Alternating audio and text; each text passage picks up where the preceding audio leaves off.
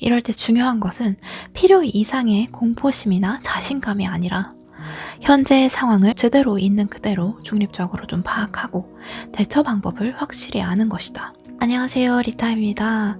오늘은 바이러스에 관한 이야기를 가져왔고요. 네, 코로나 때문에 정신이 없죠. 저도 안 그래도 대중교통에서 그 독감을 옮았던 경험이 있어서 조금 싸합니다. 네. 원래 제가 감기도 잘 안 걸리거든요. 근데 사람이 꽉 밀집해 있는 그 출퇴근 시간에 대중교통을 타고 다니면서 태어나서 처음으로 독감이라는 거를 걸리게 되고 그런 경험이 있는데요. 그래서 이번 기회가 좀 바이러스를 알아가게 되는 기회가 될 수 있다고 생각을 해서 이제 바이러스에 관련한 책을 읽으려고 봤는데 여러 가지가 있더라고요. 그래서 그 책들 중에서 좀 고르다가 이 고르는 과정을 여러분들이랑 함께 하면 좋을 것 같다고 생각해서 같이 소개도 하면서 같이 어떤 책을 읽어볼까 고민하는 시간을 가져보려고 합니다. 자, 우리가 바이러스에 대한 기본적인 지식은 있어야겠죠. 바이러스 뭔지 아시나요, 여러분? 저는 얼마 전에, 하도 에탄올이 좀 부족하니까 에탄올 구하기 어렵잖아요. 킵해놓고 있는데 아껴야 되니까, 그래서 방법을 생각하다가 자외선은 어떤가? 자외선도 이제 균을 죽이니까 자외선 UV 램프 이런 거 이제 균 죽이는데 탁월하다 뭐 이런 얘기 있잖아요. 그래서 그러면 바이러스도 그 자외선 램프로 죽일 수 있지 않을까라고 생각을 했거든요. WHO에서 바이러스는 자외선으로 죽지 않는다라고 발표를 했고요. 그렇지만 이제 여러분들이 인터넷을 찾아보시면 여러 가지 판매상들이 올려놓은 글들에는 바이러스를 죽이는 효과가 있다라고 나오실 거예요. 하지만 그거는 조금 제가 봤을 땐 신빙성이 없는 것 같고 조금 권위 있는 단체에서 나온 게 WHO의 말이니까 자외선으로 죽지 않는 걸로 일단은 생각을 하시고 계셔야 될 것 같아요. 그러고 자, 다시 바이러스에 대한 얘기로 돌아가서 세균과 바이러스의 차이점. 일단은 기본적으로 세균은 커다랗대요. 바이러스보다 훨씬 크다고 합니다. 바이러스는 굉장히 작아요. 발전을 하다 보니까 세균이라는 거를 이제 관찰을 해냈잖아요. 그러다가 점점 더 파고 들어가다 보니까 이거 레벨보다 훨씬 더 작은 생물체가 있다는 거지. 그걸 발견하는 게 바이러스입니다. 그렇지만 세균은 아메바예요. 세균은 단일 세포로서 본인 혼자 증식이 가능해요. 혼자 놔둬도 예를 들어서 우리 세균 배양 손에 세균 같은 거 많이 묻어 있잖아요. 그래서 그거 배양하면 엄청 증식해가지고 보일 정도의 곰팡이로 성장을 하잖아요. 그렇게 세균은 혼자 성장할 수 있는 그런 세포라고 합니다. 하지만 바이러스는 혼자 단독으로 세상에 내보내지면 생존할 수가 없어요. 그 대신에 바이러스는 숙주의 몸에 들어갔을 때 숙주의 세포와 면역 기능 같은 거를 조절할 수 있는 능력이 있다고 합니다. 모든 생명체에 다 침입할 수 있는 건 아니고 바이러스가 본인이 공격할 수 있는 숙주의 타입이 정해져 있다고 해요. 그래서 이번 코로나 바이러스 같은 경우에는 코로나 바이러스도 여러 가지 종류가 있는데 그 중에서 인간을 감염시킬 수 있는 코로나 바이러스가 있고 동물만 감염시킬 수 있는 코로나 바이러스가 있고 둘 다 감염시킬 수 있는 코로나 바이러스가 있다고 하죠. 그래서 얼마 전에 유행을 했었던 메르스도 코로나 바이러스의 일종이었습니다. 그래서 메르스 코로나 바이러스 정확히는 이렇게 불러야 될 거예요.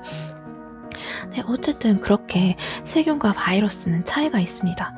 사실 우리는 지금 가장 작은 그런 단계를 바이러스로 보고 있지만 더 여기서 우리가 의학이 발전을 하다 보면 그 아래 단계에 더 작은 또 발견을 할 수가 있을 수 있어요. 아직까지 정확하게는 알 수는 없지만 의학이, 과학이 100% 완성된 것이 아니기 때문에 충분히 그럴 가능성이 있다고 합니다.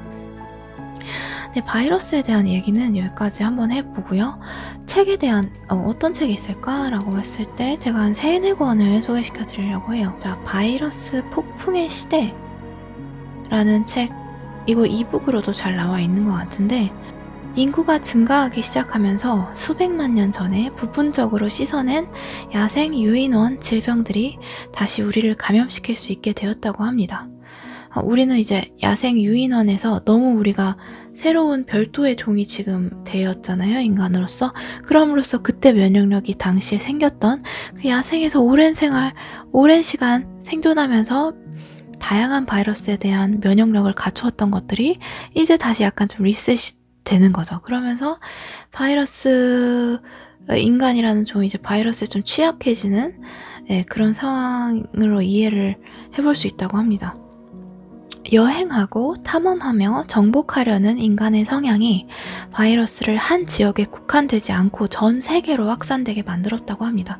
자동차, 기차, 항공기가 등장하면서 사람과 동물만이 아니라 병원균에게도 새로운 연결망이 생겼습니다. 새로운 이동로를 찾게 되었다라고 얘기를 하고 있습니다. 사스 역시도 그 홍콩의 호텔에 손님이 크게 아팠는데 그 호실에서 이제 하게 된 거죠. 그 사스 바이러스가.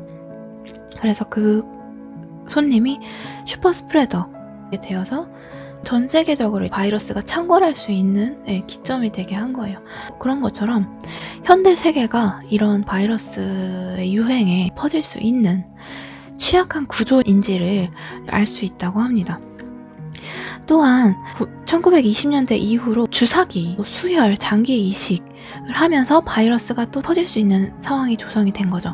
물론 수혈 같은 경우는 바이러스 검사를 다 하지만 우리가 아는 바이러스만 검사가 가능하기 때문에 사실 어려운 거죠. 우리가 인간이 능력은 향상되었지만 그 능력을 벗어나는 우리가 아직 모르는 미지의 분야에 대해서는 또 과감하게 우리 이거 알아라고 행동을 취해버리기 때문에 이 위험도가 역으로 높아진 상황이기도 합니다.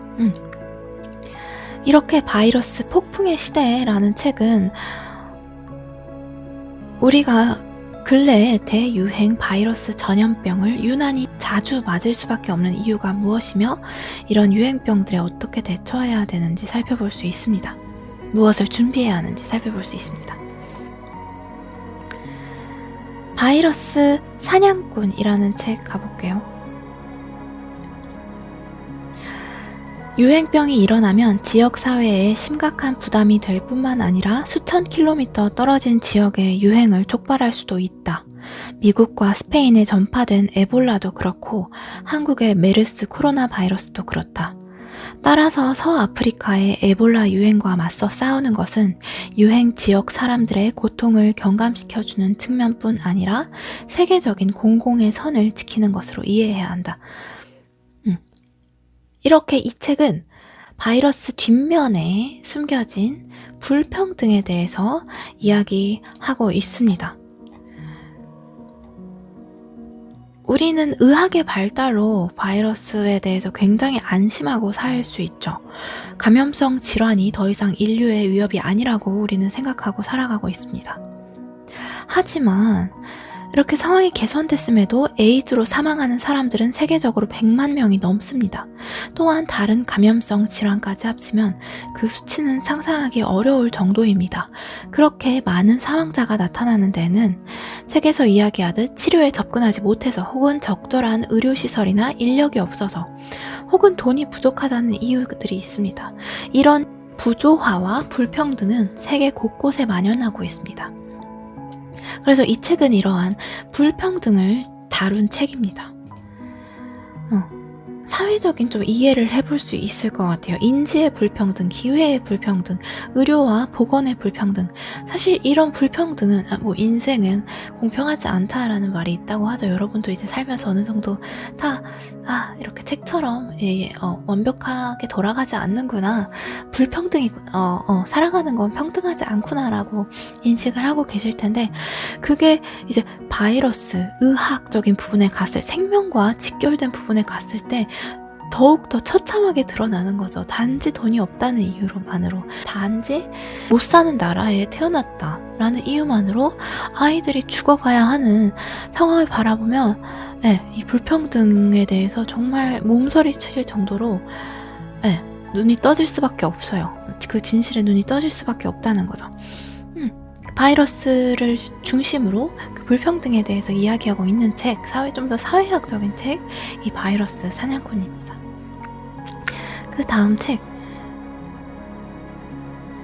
바이러스 행성 넘어가 볼게요. 이 책은요, 여러분 이렇게 바이러스 어려운 상황, 맨날 우리 바이러스 때문에 걱정해야 되고 어떻게 살아, 바이러스 때문에, 바이러스가 문제야 라고 하지만 사실 우리는 이 지구라는 땅은 바이러스 행성이라는 얘기를 하고 있습니다. 많은 생명이 40억 년 전 바이러스에서 시작되었을 수도 있고, 생명의 유전적 다양성 중 대부분이 바이러스 유전자에 들어있으며, 우리가 마시는 산소의 상당 부분을 바이러스가 생산하고 있다는 신비롭고 새로운 이야기가 쏟아져 나옵니다. 우리는 지금 1950년대에 이르러서야 처음으로 이제 바이러스에 대해서 조금 연구하기 시작한 거지만, 바이러스의 존재는 이 지구에서 인간은 뭐 아무것도 아니야. 우리는 완전 조연이야. 바이러스가 없으면 이 행성은 절대 이런 모습일 수도 없고, 생명체가 지금 같은 모습과 가까워질 정도의 레벨로도 가지 못했으며 라는 거를 조금 이해할 수 있게 해주는 바이러스 행성, 이 지구별은 바이러스 행성이라는 이야기를 해주고 있는 책입니다. 이런 얘기도 제가 들었던 거, 저희 몸이 이렇게 기능하고 있는 가능한 이유는 바이러스, 아까도 얘기했죠. 세포와 바이러스의 차이 얘기하면서 얘기했죠. 바이러스는 숙주의 몸 안에 들어와서 몸 세포를 변화시켜요. 그 메커니즘에 참여를 하는 개념인 거예요. 바이러스라는 건.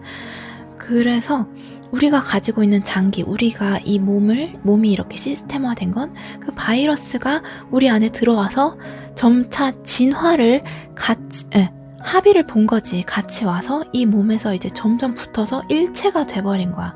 그래서 같이 진화하고 같이 변화하게 돼서 지금 우리 이 장기와 세포의 모습을 갖추는데 바이러스라는 게 굉장히 큰 역할을 했을 거라는 이야기가 있어요. 아직 다 그걸 증명을 절대 하지는 못하죠. 그게 사실이 아니어서가 아니라 우리의 의학적, 과학적 수준이 아직 거기까지 가지 못했기 때문에. 그런 것처럼 바이러스가 우리를 예방해야 되고 우리를 감염시키고, 이거는 바이러스의 굉장히 일부적인 사이드 측면, 굉장히 일부 사이드 측면인 것일 뿐이고, 사실 이 지구의 모든 것들은 바이러스가 없으면 절대 지금 이 모습으로 존재하지 않았다라는 좀 더 전체에 대한, 바이러스 전체에 대한 좀 통괄적인 이야기를 알아볼 수 있는 게 이 바이러스 행성이라는 책인 것 같아요. 이 책을 읽음으로써 우리는 바이러스를 새로운 시각으로 바라보고 바이러스와 함께 공존할 수 있는 방법을 배울 수 있을 것이다. 바이러스가 없었다면 인간도 없었다. 이 책은 제가 좀 더 얘기하고 싶은데, 일단 지금 개괄적으로 4개 책 정도 얘기하는 거니까 넘어가도록 하겠습니다. 네, 세상을 바꾼 전염병이라는 책 마지막으로 얘기를 해드릴게요. 전염병은 언제라도 인류를 위협할 가능성이 있다. 이럴 때 중요한 것은 필요 이상의 공포심이나 자신감이 아니라 현재의 상황을 제대로 파악하고 대처 방법을 확실히 이해하는 것이다. 이 책은 전염병을 의학적인 시각이 아닌 인문학적 시각으로 바라본 책입니다. 전염병으로 인해서 인간의 역사는 비약적으로 발전하기도 하고 쇠퇴하기도 했죠. 인간으로 인해서 전염병 역시 사라지거나 변화하고 발달하기도 했다. 전염병, 바이러스에 의해서 역사적으로, 철학적으로 인간이 어떻게 변화가 영향을 받았는지, 아까는 생물학적인 얘기를 했었지만, 영향받은 얘기를 했었지만, 지금 이제 역사적으로 어떤 영향을 받았는지, 그거에 대해서 좀 알아볼 수 있는 책인 것 같습니다. 인류는 결코 병원성 미생물을 피할 수 없다. 전염병을 일으키는 미생물을 퇴치하는 것이 아니라 함께 살아갈 방법을 찾는 것이 21세기를 살아가는 인류에게 필요한 태도다. 그래서 저도 코로나 바이러스 관련해서 자꾸 최신 뉴스 찾아보고 뭐 이런 거를 하게 되는데, 그게 물론 뭐 아는 게 힘이라고 중요하기도 하지만 사실 우리가 해야 될 건 정해져 있거든요. 손 잘 닦고 재택근무 할 수 있으면 재택근무를 하겠다고 주장을 회사에다 하고, 손 잘 닦고 마스크 잘 끼고 조심하고 또 조심하고 손잡이 안 만지고, 그런 거 우리가 할 수 있는 거, 해야 할 거는 정해져 있거든요. 근데 사실 뭐 어떻게 무서워, 뭐 누가 잘못했어, 뭐 질책을 해야 돼, 정부가 대처를 잘하고 있네, 잘못하고 있네, 뭐 그런 거에 너무 말리시기보다는, 그럼 말리셔도 되는데요. 그게 사실 바이러스에 감염이 되지 않는 것과는 관계가 없거든요. 우리는 그냥 성실히 해야 할 거를 꾸준히 하면 되는데, 이건 또 다른 영역이라는 거지. 뭐 이러면서 뭔가 다른 뭐 개선이 이루어질지는 모르겠지만, 어쨌든 바이러스 예방과 관련해서는 사실 우리가 그러니까 걸어야 할 루틴, 지켜야 할 것들은 이미 정해져 있고, 그것만 하면, 열심히 하면 된다는 거죠. 그런 것처럼 중요한 것은, 이걸로 마무리를 할게요. 네, 좋네요. 이럴 때 중요한 것은 필요 이상의 공포심이나 자신감이 아니라 현재의 상황을 제대로 있는 그대로 중립적으로 좀 파악하고 대처 방법을 확실히 아는 것이다. 그것의 일환으로 여러분들은 리타와 함께 바이러스 공부를 하고 있죠. 우린 잘하고 있는 거예요. 네, 다른 뭐 헛소문, 뜬소문, 가십, 그런 누구 욕하고 뭐 이런 거 하지 말고, 여러분, 우리 안 걸리는 게 1순위잖아요. 우리 팬은 소중하니까. 우리 팬은 소중하니까. 우리 엄마, 아빠, 우리 주변의 노약자들의 건강이 너무 소중하니까, 우리 사랑하는 사람 지키고 싶으니까, 현재의 상황을 제대로 파악하고 대처 방법을 확실히 알고 성실하게 그 대처 방법을 이행하고 하는 것, 우리 같이 지키도록 합시다. 여러분, 오늘 방송은 여기까지고요. 너무 겁먹지 마시고, 너무 또 흔들리지도 마시고, 이거 결국은 또 지나갑니다. 네, 지나갈 거고요. 네, 조금 더 이번 기회에 세상사가 어떻게 되든 나는 내 길을 걷는다라는 생각으로 여러분 오늘 잠자리에 들면서 또 행복한 생각, 원래 하던 것처럼 행복한 생각, 더 좋은 내일 꿈꾸기, 계속해서 여러분들은 해나가시면 됩니다. 다른 건 아무것도 걱정하지 마세요. 다 잘 될 거예요. 네, 여기까지 하겠습니다. 여러분 안녕, 잘 자요.